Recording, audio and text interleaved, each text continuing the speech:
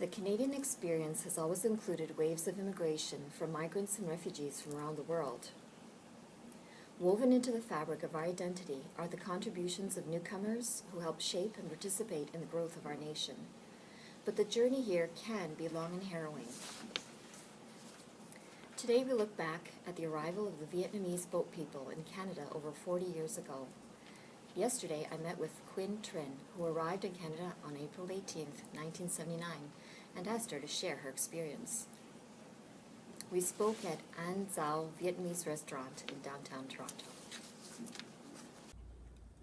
Thank you for meeting with me, Quinn. You were a young child when you and your family arrived. Tell us the story of your journey. Well, our journey started in April 1975, the fall of Saigon. Now, because of the new regime, the new communist government wanted peace, but really they tried to take an inventory of all our possessions, and the Viet Congs could confiscate anything that belongs to us and put anyone in jail or even kill you.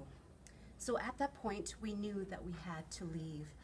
We had no choice but to take that risk and to leave, because staying means death, or there's no future at all for us there.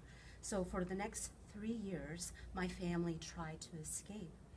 At one time, my siblings and my older brother was on the boat, and we didn't have an opportunity to go because the Viet Congs infiltrated the whole process, the whole journey.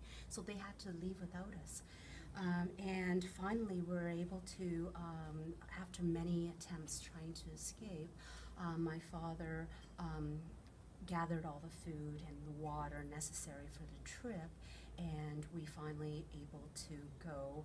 And it took us 12 days to just hover the South China Sea, and it should only take about 3 days to cross the South China Sea to Malaysia, but the captain did not listen to my dad, so we end up just drifting to the South China Sea for 12 days and nights.